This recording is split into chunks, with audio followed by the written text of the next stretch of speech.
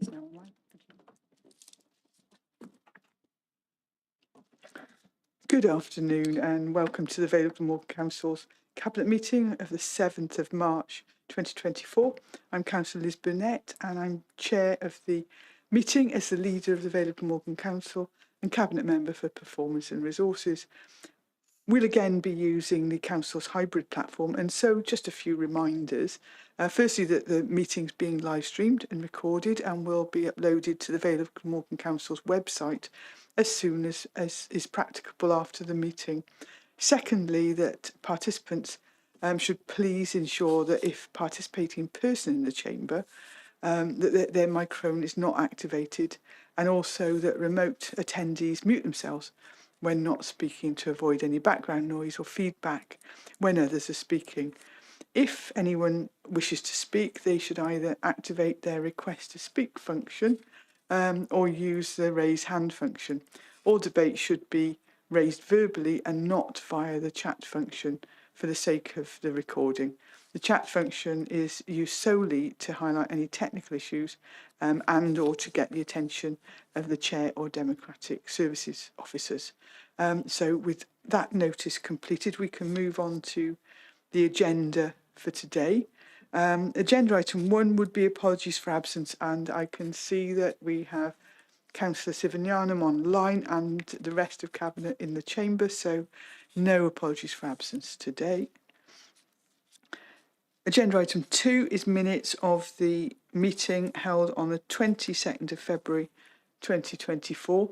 Can I take those as a true reflection of the meeting? And I'll second those for the record. Thank you. And everybody's happy with those? Super. Agenda item 3 is to receive declarations of interest, and if there are, the nature of such interest. I haven't been notified of any. No declarations of interest for this meeting. Thank you, Chair. Great. And then the next item, agenda item 4, is a report of a meeting, and that's a joint consultative forum on the 29th of January 2024. I believe that Councillor Perks was at that meeting and is going to speak to that report. Thank you, Chair. Yes, I did attend the meeting on the 29th of January, which was well attended by officers and union representatives. It was had interesting discussions on various topics for Vale of Glamorgan LGBTQ plus staff network, and updates on Able Network, diverse staff network, an update on people's response strategy progress. So yes, it was a very interesting meeting, but I'd like to move that we note the report. Thank you, and I'm happy to second that. There's no dissent in the room or online, so that's agreed. Thank you. Agenda item 5, or the next few items, are reports of the Cabinet Member for Education, Arts and the Welsh Language, and this is the disposal of additional education land at St Cyrus Comprehensive School, Penarth. So over to you, Rhiannon. Thank you. Residents bordering St Cyrus Comprehensive School have previously approached the council requesting to purchase the education land to the rear of their properties to extend their gardens. This was approved by Cabinet on the 7th of September. However, a resident has subsequently requested an amendment to the plan, which is outlined on the map attached to the report. The land was unused land at St Cyrus Comprehensive, which was temporarily being used for storage for new builds on the adjacent land to the rear of 2 to 4 Schoolhouse St Cyrus Road. And this project was completed in the summer, so the land has been cleared and reseeded.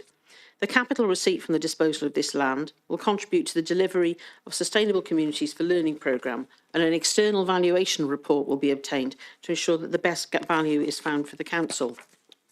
So if you could look at the recommendations, please, which are that the additional disused land at St Cyrus Comprehensive School be declared surplus to the council's requirements, that delegated authority is granted to the head of finance or the Section 151 officer to dispose of the land shown edged red on the plan by the most appropriate means in consultation with the Director of Learning and Skills and the monitoring officer and the head of Legal and Democratic Services on terms and conditions to be agreed.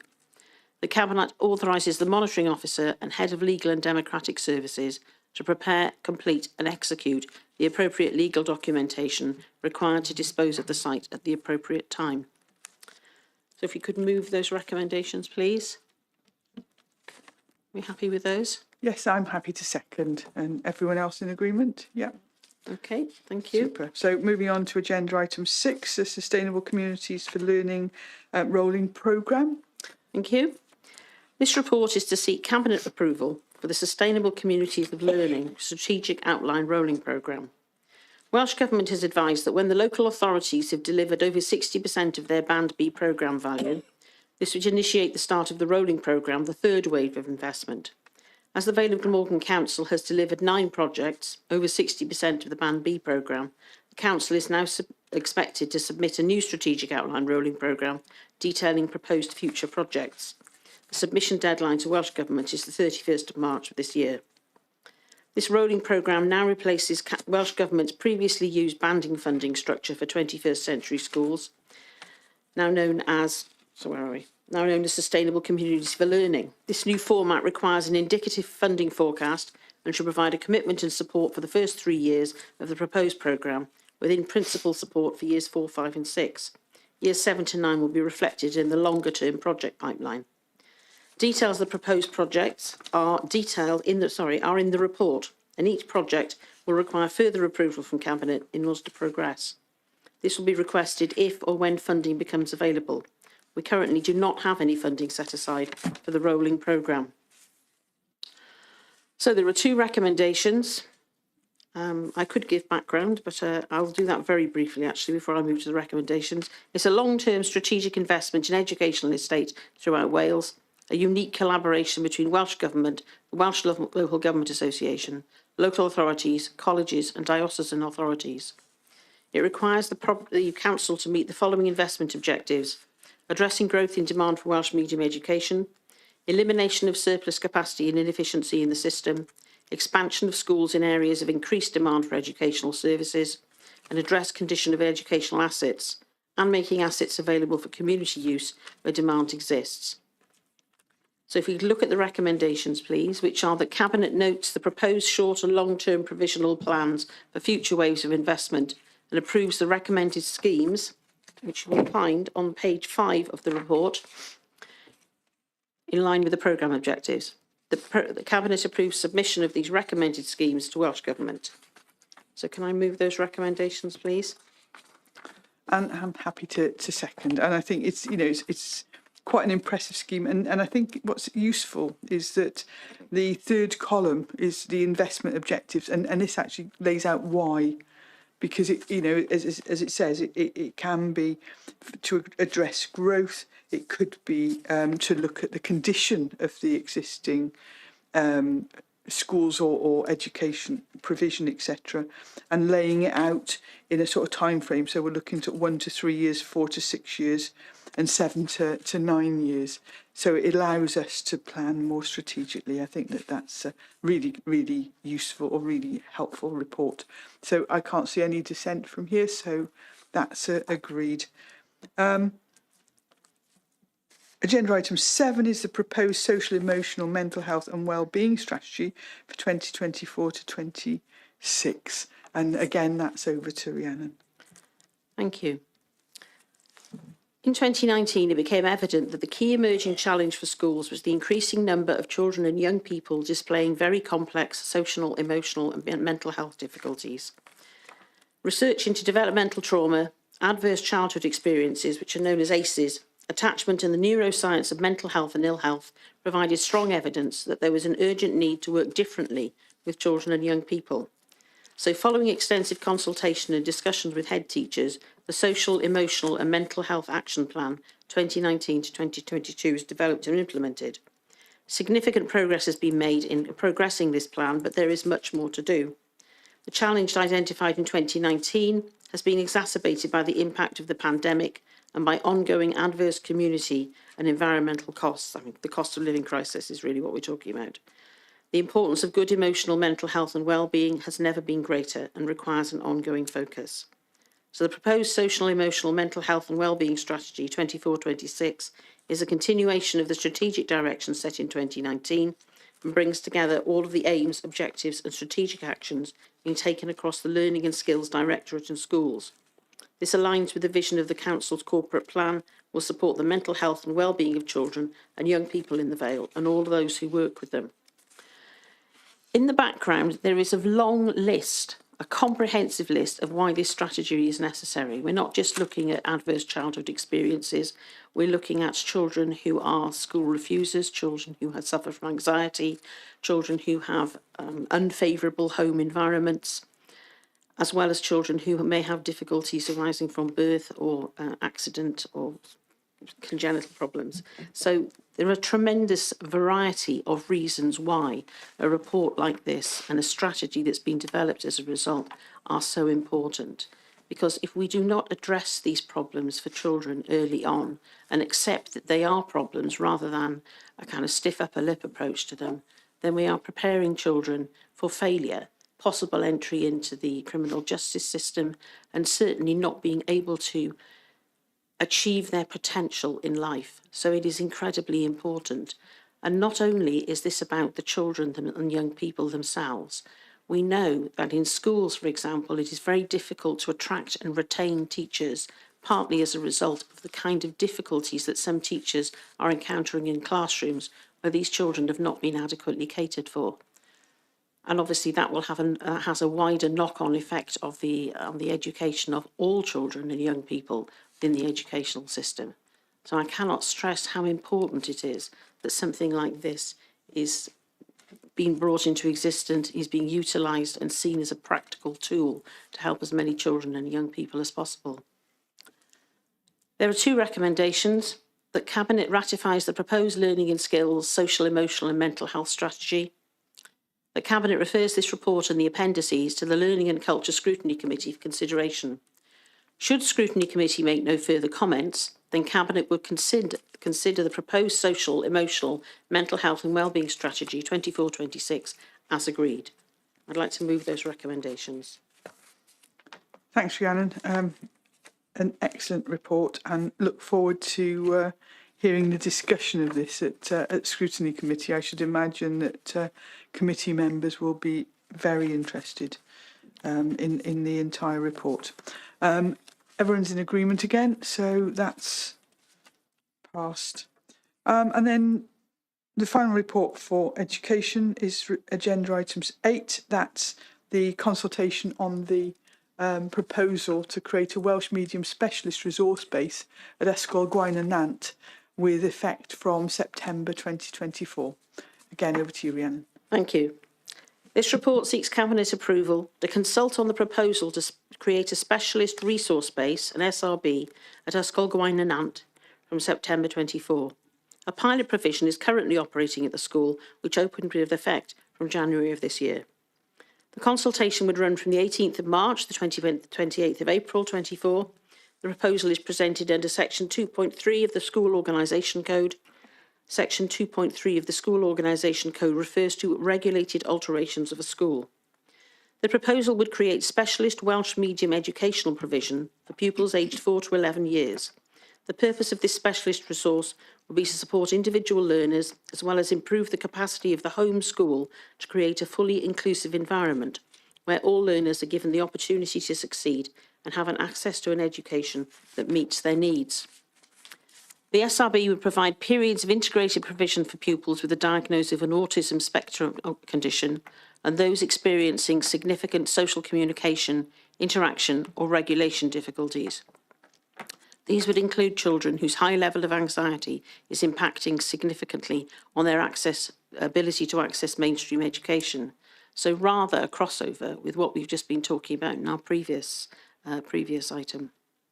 No capital funding is required to ensure the identified accommodation is suitable, as capital works have been completed following the identification of the space for future use for additional learning needs, as part of the Welsh Government Capital Grant for additional learning needs. So the implementation does not require further amendments to the Ysgol Gwaun y Nant school building.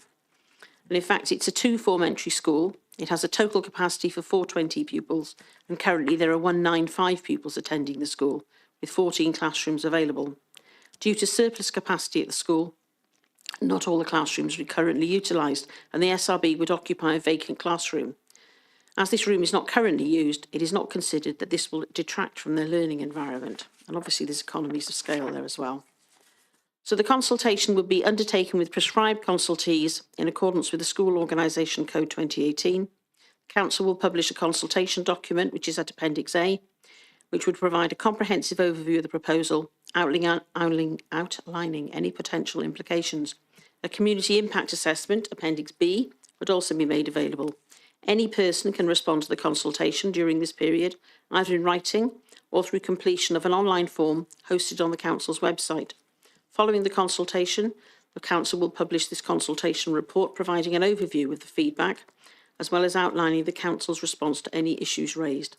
This will be presented to Cabinet for consideration. So, there are two recommendations. The Cabinet authorises the Director of Learning and Skills to undertake a consultation on the proposal to create a Welsh Medium Resource Specialist resource base at Ysgol Gwaun with effect from September 2024. The Cabinet refers this report to the Learning and Culture Scrutiny Committee for consideration as part of the proposed consultation exercise. I'd like to move the recommendations. Thanks, Rhiannon, and very happy to second this. I think that there's been a need for such a resource base for quite a while, so very happy. Mark, did you want to come in? No, I'm happy to second that and support that recommendation. Ah, right. Excellent. So we're all in agreement, and that is passed. Agenda item 9 is the Highway Maintenance Contract Awards. This is a Part 1 report, and we have a Part 2 report later on in the agenda. This is for the Cabinet Member for Neighbourhood and Building Services, so it's over to you, Mark. Thank you very much, Leader. Yeah, I'll just go through the executive summary first of all.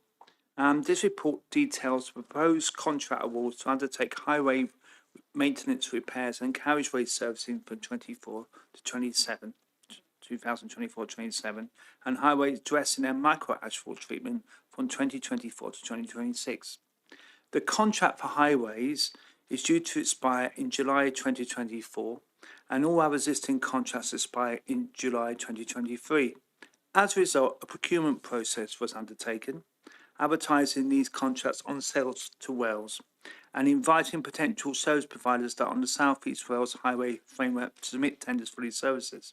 The report details that submissions received for these services and the price proposals detailed in the Part 2 report later on this agenda. So basically there's a background to this where it's really important that we manage our highways. As you know, we do get people who want and also road users who want to make sure their roads are resurfaced, and obviously we have a scoring system, as no doubt I have presented to Cabinet previously.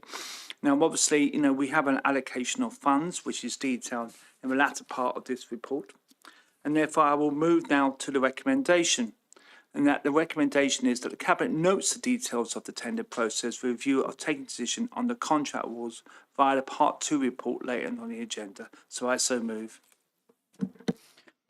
Thanks, Mark, and I'll second that, and we'll look at it again under item 12. So the next item is agenda item 10, and that is for the Cabinet Member for Public Sector Housing and Tenant Engagement, and that's related to the consultation response to Welsh Government White Paper Ending Homelessness in Wales. So over to you, Sandra. Thank you, Chair. As you said, this is a consultation response to Welsh Government's white paper on ending homelessness. And if we look at Appendix 1 in the foreword, to paraphrase from there, so Welsh Government has aspirations to end homelessness in Wales, and where those experiencing unpreventable homelessness, that it is rare, brief and unrepeated. They've asked for stakeholders' response, and Vale-of-the Morgan Council is one of those stakeholders that are involved in this. The consultation that was undertaken sort of resulted in Appendix 2, where we can see the detailed draft response that we're looking at today, and we're asking for Cabinet to approve that. So the proposals are set out under 5 key themes, which include reform of existing core homelessness legislation, the broader role of Welsh Public Service in preventing homelessness, targeted proposals to prevent homelessness for those disproportionately affected, improving access to accommodation, and lastly, how these changes could be implemented. The Council has, as I said, has requested to respond formally to the proposals, a copy of which can be accessed in Appendix 1. The following consultation with internal staff and Homes and Safe Communities Scrutiny Committee on the 6th of December 23, a draft response has been prepared which can be accessed in Appendix 2. So I'd like to move the recommendation that we have for that, approves the draft consultation response in relation to proposed changes brought forward by Welsh Government and delegates authority to the Head of Housing and Building Services to submit the finalised response. Thanks, Sandra. It's an absolutely admirable ambition on behalf of Welsh Government. The challenge is implementing it, and I think in words that's what our consultation response said, but it won't stop us from trying. So I'm happy to second that, and everybody is in agreement, lots of nodding, so yes, we're there.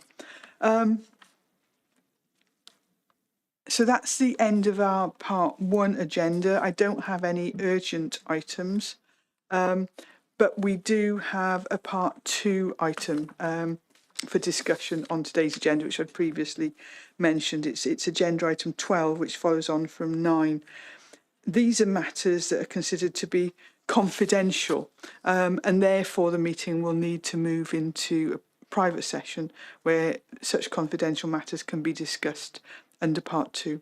So therefore I will ask for Cabinet to agree to move part 2 and ask the Cabinet Officer to stop the recording of this open session to ensure that no members of the public are present after this point, and only allow relevant parties to remain to hear the detail of the outcomes to be discussed. Following the meeting, the outcome of the part 2 discussions will be formally captured as part of the minutes of the meeting and will advise all parties of the final decisions of the Cabinet for the relevant items. So to actually action that now, can I formally move part 2? I'll second that for the record. Thank you. And ask the Cabinet Officer to ensure that only relevant parties remain from this point on, and for the live stream and recording to be stopped, please.